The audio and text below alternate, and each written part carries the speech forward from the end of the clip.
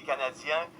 On a vu il y a quelques semaines de cela des choses horribles arriver pour la première fois au Canada. On a vu que le pasteur James Coates a été emprisonné, menottes aux mains, menottes aux chevilles, dans une prison de haute sécurité au Canada pour avoir gardé son église ouverte.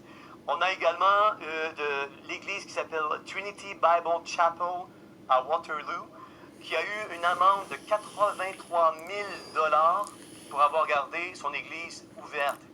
Est-ce qu'on est en train de sombrer le Canada dans un pays totalitaire où on est en perte de nos droits et libertés? Je craigne que oui. C'est ça l'état actuel, que les gouvernements font des grands expériments. Premièrement, avec le confinement, ce qui est une chose qui, jamais dans l'histoire humaine, est-ce qu'on a essayé de combattre un virus par un confinement de la population totale. C'est un expériment dans ce sens.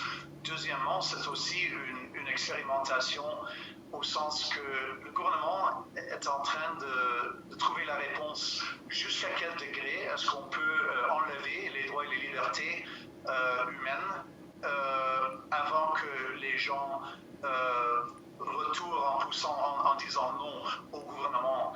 Et ce qui est très triste au Canada, c'est que il paraît que la majorité des personnes jusqu'à maintenant n'ont pas été prêts à militer pour leurs propres droits humains, leur propre liberté.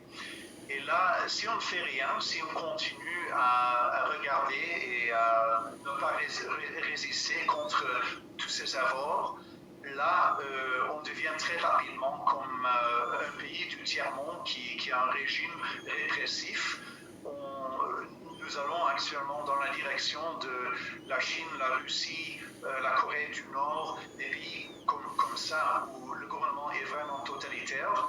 On n'est pas encore arrivé à ce point, heureusement, mais là, si on tient une approche passive, c'est là la direction et on y va rapidement. Et c'est très dangereux, c'est choquant. Est-ce qu'on n'est pas aussi totalitaire que la Chine, mais vous défendez, j'imagine, de plus en plus de cas de gens qui sont brimés pour leur liberté d'expression et leur liberté de religion, certainement?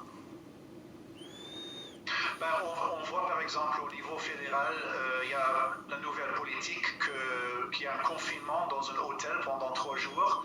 La situation actuelle au Canada, c'est qu'une personne qui est accusée d'avoir commis un crime tel que le meurtre ou le viol ou n'importe quel autre grand crime, une personne accusée a plus de droits qu'un Canadien revenant à sa propre maison. Parce que maintenant, il faut payer 2 000 $ pour être forcé de rester dans un hôtel pendant 3 jours avant qu'on puisse revenir à sa propre maison.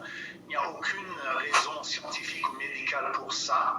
Et nous avons lancé une action juridique dans la Cour fédérale contre cette politique du gouvernement Trudeau. John Carpay, je suis convaincu qu'on va avoir de beaux sujets de discussion dans les semaines qui vont venir. Merci énormément d'être un de nos collaborateurs à l'émission.